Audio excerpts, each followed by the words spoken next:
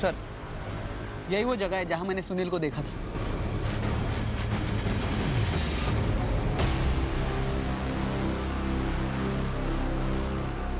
एक और हड्डी। सर 9 साल बाद इस तरह से हड्डियों को बाहर निकाला गया है।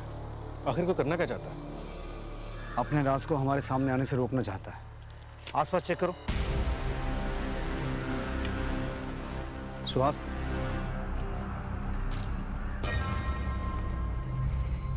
ये तो किसी कार या टेम्पो के टायर के निशान है और गाड़ी इस तरफ से आई, इसी तरफ वापस गई। और ये रास्ता तो आगे जाके बहुत खराब है। इसका मतलब है इस रूट का जानबूझ के इस्तेमाल किया गया ताकि कोई किसी की नजर में ना आए। हाँ सर, क्योंकि इस रास्ते से तो बड़ी आसानी से आ जा सकता है। आसपास की सभी दुकानें, पेट्रोल पंप, ढाबे, टैक्सी और टेम्पो स्टैंड, हर जगह पूछताछ करो। हर जगह की सीसीटीवी फुटेज चेक करो। हो सकता है किसी ने इस रास्ते से किसी गाड़ी को आते जाते देखा हो। किशोरी को स्टॉक करना, रोहन का किडनैप होना, उसका मर्डर और अब ये गड्ढा, इन सब में एक ही चीज कॉमन है, वो है सुनील। इस सुनील को एक बार फिर उठाओ। और 7 साल के रोहन महाजन के मर्डर के बीच की कड़ी को सुलझाने के बहुत करीब थी। एफएसएल यानी कि फोरेंसिक साइंस लेबोरेटरी की रिपोर्ट आने के बाद पुलिस ने 9 साल पुराने गुमशुदा लोगों के केसेस को चेक किया और 2 लोगों की पहचान हुई। सर 9 साल पुराने जितने भी अनसॉल्व मिसिंग केसेस हैं, उसमें से ये केस हमारे प्रोफाइल से मैच करता है। 28 साल का गोकुल कदम। गोकुल कदम, इसकी फैमिली से मिलो, पता करो 9 साल पहले की इसकी क्या कहानी। Right sir.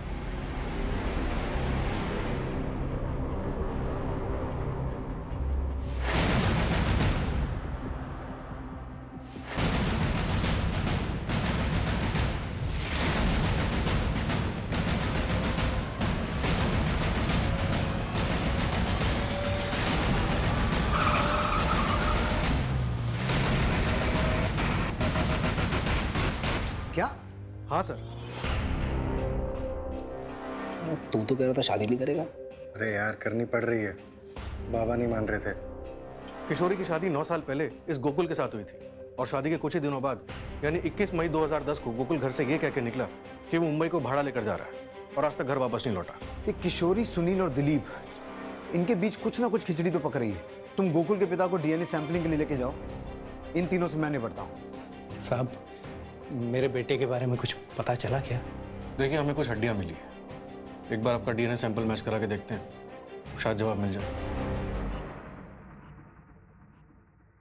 सर, सुनील कल से हाजिरी पे नहीं आया।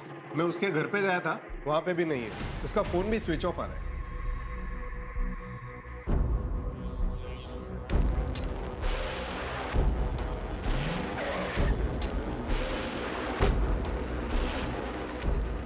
मेरे बेटे के कातिल का मिलना तो दूर, अब मेरी पत्नी भी गायब हो गई। फोन भी बंद आ रहा है उसका। क्या? कितने बजे निकली तुम्हारी पत्नी घर से? 2 बजे नहीं, 1 बजे। एक के बाद एक सारे हादसे तुम्हारे घर में क्यों हो रहे हैं? कहीं किशोरी को तुमने ही तो गायब नहीं किया है? मेरे बेटे के कातिल को ढूंढने के बजाय, मेरी पत्नी को ढूंढने के बजाय आप मुझे ही सवाल पे सवाल पूछे जा रहे हैं सर। वही बीवी जिसकी 9 साल पहले भी एक शादी हो चुकी थी और फिर एक दिन अचानक उसका पति गायब हो जाता है और फिर 1 साल के इंतजार के बाद तुम उसकी मांग में सिंदूर भर देते हो। तुमने क्यों शादी की उससे? क्या वजह थी? मुझे जो सही लगा वो किया मैं बताता हूँ कि तुमने किशोरी से शादी क्यों की। तुम पहले से ही किशोरी को पसंद करते थे या शायद तुम दोनों एक दूसरे को पसंद करते थे। बस उसके पति को मार दिया और कर ली शादी। और अगर रोहन की बात करें तो वो बेचारा बोल सुन नहीं सकता था। तुम उस पर भी अपना गुस्सा उतारते थे, उसे दूसरे बच्चों के साथ कंपेयर करते थे और अपने इसी गुस्से की वजह से तुमने एक दिन उसे मार दिया। और जब ये बात किशोरी को पता चली तो तुमने किशोरी को भी गायब कर दिया या उसे भी।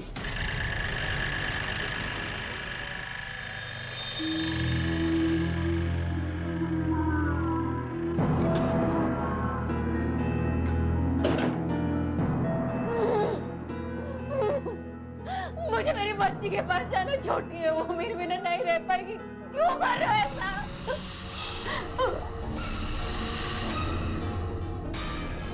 घंटों बैठकर देखा और एक सीसीटीवी फुटेज में उन्हें एक टेम्पो जंगल की तरफ जाता और फिर वापस आता दिखाई दिया और ये टेम्पो किसी पकिया नाम के आदमी का था। और वे क्या दाल चावल कैसा है? हाँ?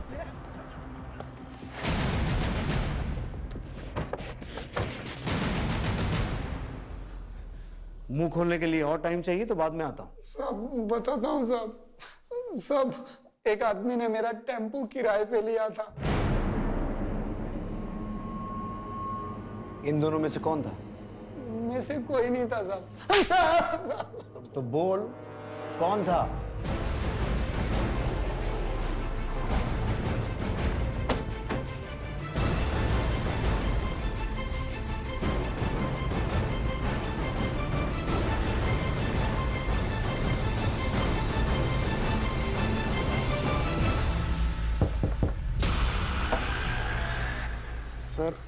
सर 2 दिन पहले पुलिस स्टेशन आई थी।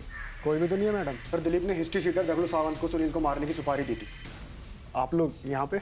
हमें नहीं पता था हमारे बीच रहकर इतना बड़ा खेल खेलने वाला हमारा अपना ही आदमी है। सुहास, तलाशी लो घर की।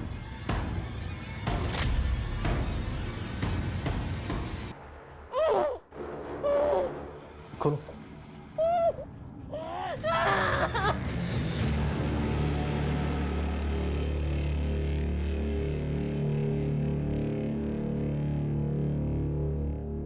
अब सिर्फ सच बोलना बेहतर होगा तेरे लिए। बोल, 9 साल पहले गोकुल और अब रोहन को क्यों मारा? और सुनील और किशोरी को बंदी बना के क्यों रखा था? उनके साथ क्या संबंध है तेरा? सब बताता हूँ, लेकिन सर एक बात है कि मैंने रोहन को नहीं मारा है। बाकी सब कुछ बताता हूँ। किशोरी और मेरे भी संबंध थे। हम दोनों एक दूसरे से प्यार करते थे। मैं तुमसे प्यार करती हूँ रमाकांत, किसी और से शादी कैसे कर सकती हूँ? शादी कर ले उससे, लेकिन सोना मत। आगे जो करना है वो मेरे पर छोड़ दे। अगर उसके साथ सोई ना तो फिर देख लेना। जाति अलग होने की वजह से घर वाले राजी नहीं थे, इसलिए हम शादी नहीं कर सकते थे। फिर एक दिन किशोरी के पिता ने गोकुल से उसकी शादी कर दी। हमने पहले ही तय कर लिया था कि शादी भले ही गोकुल से हो जाए, लेकिन वो रहेगी सिर्फ मेरी, और वक्त आने पर हम शादी कर लेंगे। मैंने रमाकांत की बात मान ली और तय कर लिया कि मैं गोकुल से दूर ही रहूंगी और उसे भी अपने करीब नहीं आने दूंगी। अब आज क्या हुआ है? सर दर्द है। एक और बहाना। 15 दिन हो गए हमारी शादी को। अगर यही सब करना था तो शादी क्यों की? लेकिन गोकुल का गुस्सा बढ़ता गया और एक दिन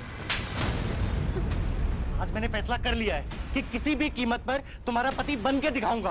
आज रहने दो, आज मेरा व्रत है। कल आप जो बोलोगे वो मैं करूंगी। सर मैंने ही एक फर्जी नंबर से गोकुल को फ़ोन किया और उसकी टैक्सी मुंबई के लिए बुक की। तुम टैक्सी चलाते हो ना? हाँ साहब, मुंबई जाना है। चलेंगे ना साहब? रात तक वापस आ जाएंगे। मुंबई का भाड़ा है। मैं बस यूं गया और यूं आया। जब वो उस जगह पहुंचा, दूसरी शादी करा दी थी। हमारे अंदर दोबारा से किशोरी की शादी तोड़ने की हिम्मत नहीं थी। फिर 9 साल बाद हमारी ज़िंदगी में सुनील वापस आ गया।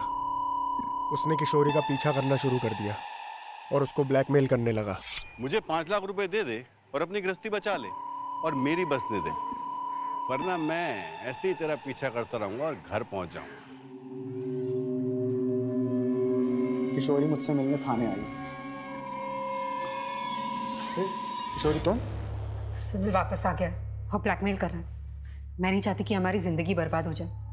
कुछ करो रमाकांत। वो कंप्लेन करने के बहाने थाने आई और पीछे से अपने पति दिलीप को भी बुला लिया ताकि किसी को शक ना हो।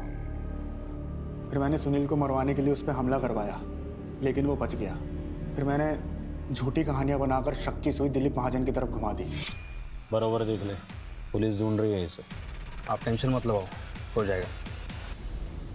मैंने पूरी कोशिश की कि पुलिस सुनील को ना छोड़े, लेकिन उसके खिलाफ सबूत ना मिलने के कारण उसको छोड़ना पड़ा। मुझे पता था कि वो गोकुल की बॉडी को लेकर मुझे अब ब्लैकमेल करेगा, इसलिए मैंने 9 साल पहले दफन की हुई गोकुल की बॉडी को निकाल लिया और कंकाल के टुकड़े इधर उधर फेंक दिए।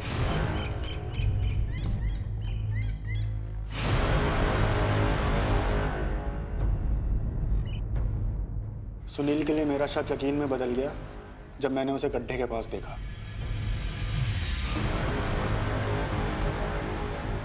मैंने सुनील को उठाया और बंदी बनाया और उसको समझाया कि वो चुप रहे, लेकिन वो नहीं माना, तो इसलिए मैंने उसकी ज़बान ही काट दी।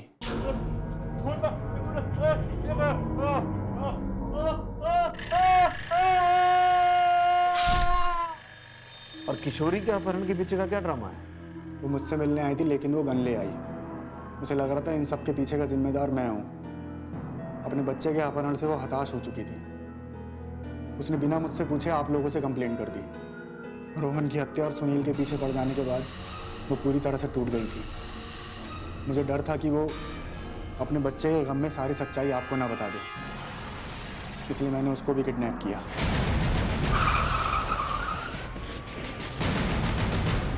तूने सारा माहौल इस तरीके से तैयार किया कि हमारा शक दिलीप पे जाए और ये मामला हमेशा के लिए बंद हो जाए। पर तू भूल गया कि हम पुलिस वाले राख से भी आग निकाल लेते हैं। अगर इतना दिमाग ईमानदारी से पुलिस की नौकरी करने में लगाया होता ना, तो नौकरी और जिंदगी दोनों बच जाते। रोहन की हत्या का सच क्या है? तो और रमाकांत अब उनको बहुत हल्के में ले रहे थे ना। मार दिया अपन तेरे बेटे को। सुन, अभी भी अगर तुम लोग बाज नहीं आए ना, तो अपन तो फंसेगा ही, लेकिन तेरी पोल भी खोल देगा। अभी अपन को 5 लाख नहीं 10 लाख चाहिए, वरना अपन तेरे पति को बता देगा कि तेरा एक कातिल के साथ चक्कर था और तूने ही अपने आशिक के हाथों अपने पहले पति को मरवाया। फिर जब मैंने ये बात रमाकांत को बताई तो उसने सुनील पर जानलेवा हमला किया। मैं नहीं जानती थी कि 9 साल पहले किया गुनाह मेरी जिंदगी में वापस आकर तबाही मचा देगा। जुर्म चाहे कितनी भी चालाकी से किया जाए, कितना भी छुपाया जाए, लेकिन एक ना एक दिन वो बाहर आ ही जाता है।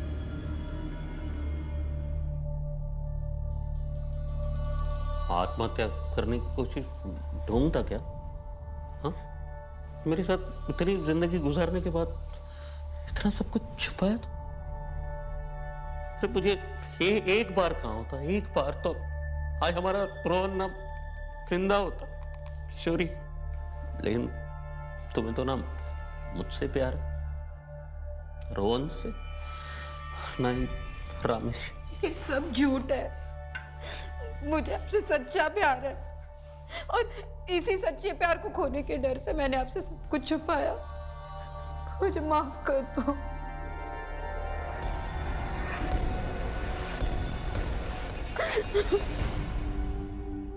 अगर इंसान सही और गलत का फर्क समझ ले, भले और बुरे को जान ले, तो जुर्म का ख्याल आने से पहले ही उसके कदम पीछे हट जाते हैं। लेकिन जब इस सकारात्मक यानी कि पॉजिटिव सोच को कुचल दिया जाता है, तो अपराध की दहलीज पार करते हुए समय नहीं लगता और फिर अपराध नए नए रूप में जन्म लेता है। किशोरी ने गोकुल से शादी तो कर ली, लेकिन निभा नहीं पाई। उल्टा पीछा छुड़ाने के लिए अपराध के दलदल में फंस गई। वो चाहती तो अपने बनाए इस चक्रव्यूह से गोकुल को अपना कर खुद को आजाद कर सकती थी, लेकिन उसने आजादी के लिए अपराध का दामन थामा और अंजाम आप सबके सामने है। इसलिए सोचें, समझें और जीवन के हर मोड़ पर सही फैसला लें, ऐसा फैसला जो आपके जीवन चक्र को सुखद बनाए। अब मैं अनूप सोनी आपसे विदा लेता हूं। फिर मुलाकात होगी क्राइम पेट्रोल सतर्क के ब्लैक हेडलाइंस अध्याय में एक और नए केस के साथ। और याद रखें, क्राइम और आपके बीच में सिर्फ इतना फर्क है कि आप कितने सतर्क हैं। सतर्क रहें, सुरक्षित रहें।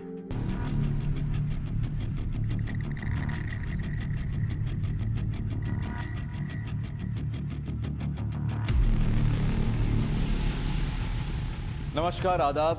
मैं अनूप सोनी क्राइम पेट्रोल सतर्क के ब्लैक हेडलाइंस अध्याय के आज के एपिसोड में आप सबका स्वागत करता हूं। कहते हैं कि समय हर घाव को भर देता है, लेकिन कुछ घाव ऐसे होते हैं जो भर तो जाते हैं, लेकिन हमेशा के लिए एक दर्द छोड़ जाते हैं। आज के ब्लैक हेडलाइंस अध्याय के केस में भी कुछ ऐसा ही हुआ था।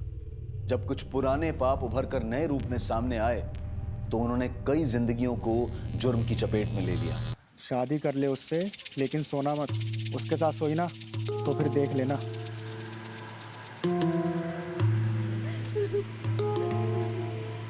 बाबा।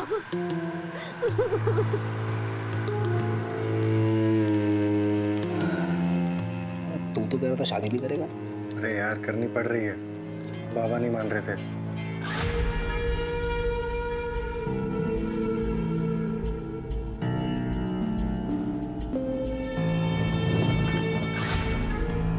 आओ सुन भाई। ये है तुम्हारा घर। आज गोकुल की माँ होती तो करती सारे रीति रिवाज। मैं तो स्वागत ही कर सकता हूँ।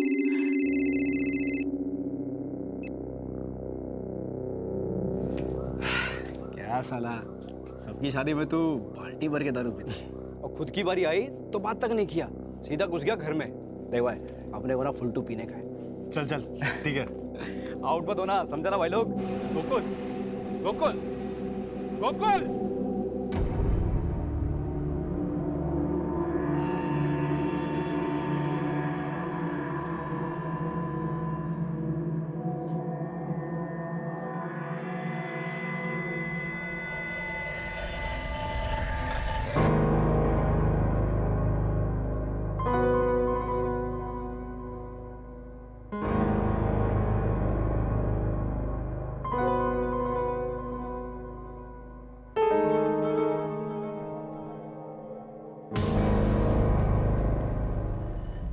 अब आज क्या हुआ है? सर दर्द है। एक और बहाना। 15 दिन हो गए हमारी शादी को। अगर यही सब करना था तो शादी क्यों की? थक गया हूं तुम्हारे बहाने सुन सुन के। कभी सर में दर्द, कभी पेट में दर्द। बहाना नहीं आओ, सच में दर्द है।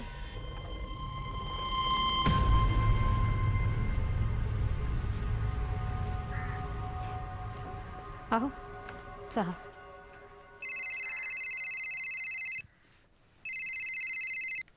हेलो, हाँ साहब, चलेंगे ना साहब? हो साहब, मैं अब भी निकलता हूँ। मुंबई का भाड़ा है, मैं बस यूं गया और यूं आया। और वैसे भी आज की रात मेरे लिए बहुत स्पेशल है। लवकर है। कहाँ जा रहे हैं? मुंबई जा रहा हूँ बाबा। अच्छा, सीधे जा और सीधे आ, दोस्तों के साथ बैठने आने कहीं। और कितने बजे तक आएगा? 11 बजे तक लौट आऊंगा बाबा।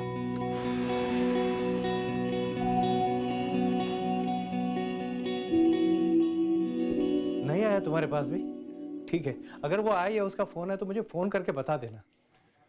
उमेश कह रहा है उसके घर पे भी नहीं आया। कहाँ का भाड़ा लेकर गया था? साहब बोल के गया था कि मुंबई का भाड़ा है, रात को 11 बजे तक लौट आएगा। कल सुबह से गया साहब, अब तक नहीं आया। आप गोकुल की फोटो दीजिए, उसकी गाड़ी का नंबर भी हम पता करते हैं। जी, ये किशोरी और चंद्रकांत ने गोकुल को ढूंढने में कोई कसर नहीं छोड़ी। वो रोज इस आस में पुलिस स्टेशन के चक्कर लगाते कि शायद उन्हें गोकुल की कोई खबर मिल जाए, लेकिन हर बार उनके हाथ निराशा ही लगती। गोकुल की कोई जानकारी मिली? वही कह रहे थे, अभी तक कुछ पता नहीं चला। सब मेरी गलती है, मैं ही मनहूस हूं। मेरी कुंडली में ही कोई दोष है।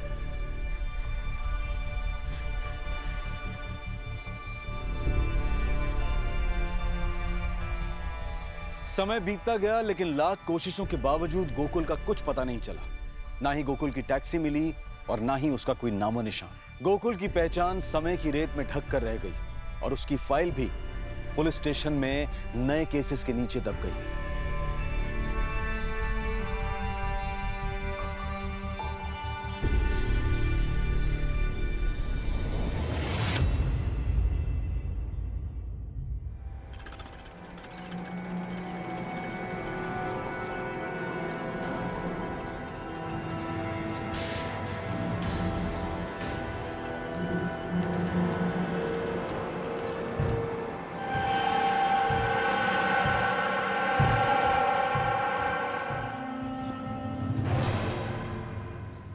किशोरी, क्या कर रही हो ये? क्या कर रही हो तुम?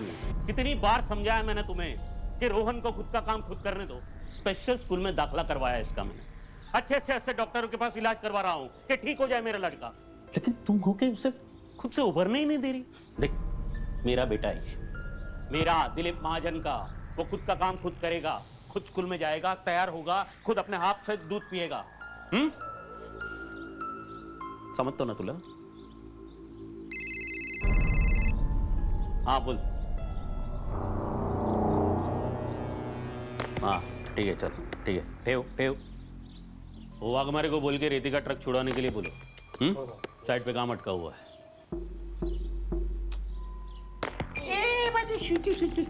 चलो पापाला उशीर होते, ओके? चॉकलेट खातो? चला bye bye bye bye bye.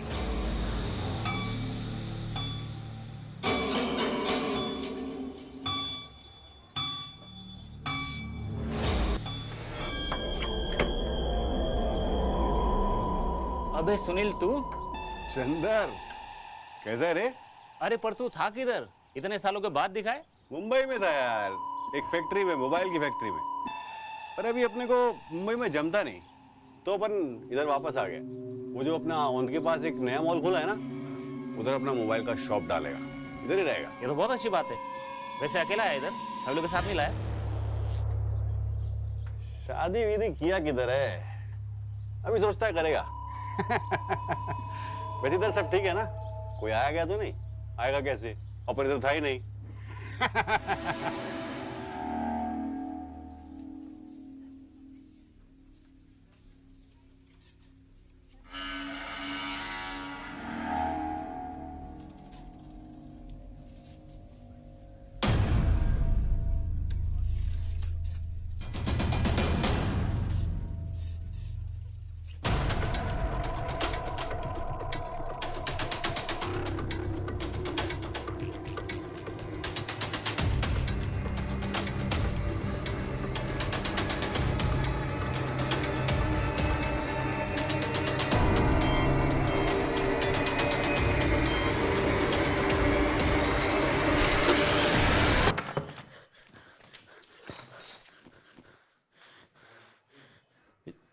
काय झालं रे किशोरी?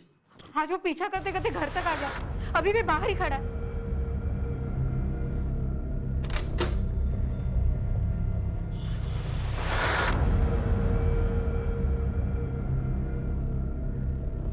कोई भी तो नहीं बाहर। उमी सांगते हैं ना, अब भी बाहर था वो। तेरे दिमाग के अंदर प्रॉब्लम है किशोरी। तुझे ऐसा बार बार लगता है कि कोई पीछा कर रहा है, लेकिन क्यों करेगा तेरा पीछा कोई? लेकिन ये पहली बार तो नहीं हुआ है ना। उस दिन जब मैं अगरबत्ती लेने गई थी तब भी वो मेरा पीछा कर रहा था। चल मैं मंगेला सांगता, तुम्हारे साथ जाएगा जहां जाना होगा। उसकी जरूरत नहीं है। अगली बार किसी ने मेरा पीछा किया तो मैं पुलिस स्टेशन चली जाऊंगी।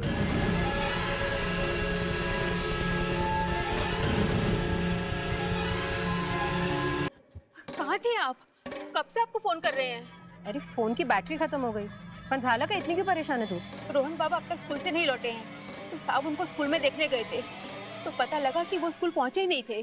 पहुंचा नहीं मतलब? अरे नाही रे, तिकडे बघितला मी। तुम लोग डेपो के उधर जाओ, ठीक है? हाँ, मंगिया का भी बोलो। कहाँ थे तुम? तुम्हारा फोन भी बंद आ रहा है। अरे मुझे नहीं पता, मेरी फोन की बैटरी खत्म हो गई थी। पर रोहन को टाइम मिला? पता नहीं चला अभी तक उसका कुछ। सुनो ना, लेट नहीं करते, पुलिस स्टेशन चलते। संगीता घर का ध्यान रखो। चल। रोहन घर से स्कूल पैदल जाता है? जी पैदल जाता है सर, उसका स्कूल हमारे घर के पास ही। वो हमारे मोहल्ले के ही दो बच्चे, अमन और अतुल, उनके साथ ही रोज स्कूल जाता है और वापस आता है। सर ये तीनों साथ में स्कूल जाता है, लेकिन रोहन का स्कूल पहले पड़ता है एक गली में, जहाँ से वो अकेले जाता है। सर मैं स्कूल गया तो पता चला कि रोहन आज स्कूल पहुंचा ही नहीं। कोई रिश्तेदार वगैरह उनके घर चला गया हो, पता किया आपने? सर ऐसे तो कोई रिश्तेदार है नहीं, लेकिन स्कूल के टाइम पे स्कूल ना जाकर रोहन अकेला कहीं क्यों जाएगा? आपको किसी पे शक है? किसी के साथ कोई झगड़ा, कोई दुश्मनी? नहीं सर, ऐसा तो कुछ नहीं है। सब पिछले कुछ दिनों से कोई मेरा पीछा कर रहा है। जी सर। सर 2 दिन पहले पुलिस स्टेशन आई थी और मुझे बताया भी था कि कोई इनका पीछा कर रहा है। सर एक आदमी मेरा पीछा कर रहा है। कौन है, आप जानती हैं उसे? नहीं मैं जानती नहीं हूँ, लेकिन वो अभी भी बाहर खड़ा है। आइए मेरे साथ।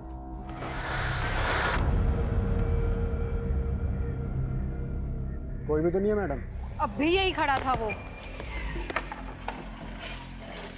क्या हुआ? फिर किसी ने पीछा किया? हाँ वो आप कौन?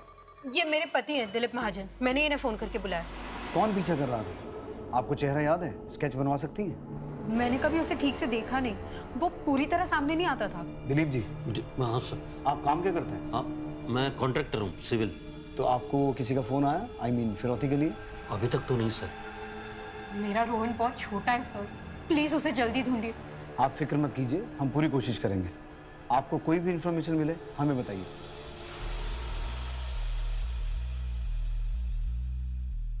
सुहास, बच्चा बोल नहीं सकता, सुन नहीं सकता, बहुत छोटा है, मोहल्ले के और 2 बच्चों के साथ स्कूल जाता है, तो रास्ता भटकने का तो कोई चांस नहीं है। खैर तुम उन दोनों बच्चों और स्कूल से पता करो, देखो क्या पता चलता है। रमाकांत, तुम रोहन के स्कूल से लेकर घर तक पूरा रास्ता चेक करो, साथ ही उसकी फोटो हर जगह सर्कुलेट करवाओ, बस स्टेशन, रेलवे स्टेशन, हर जगह सर्च करवाओ। कोई भी इंफॉर्मेशन मिले इंपॉर्टेंट हो सकती है। ये सब तुम्हारे कारण हुआ है।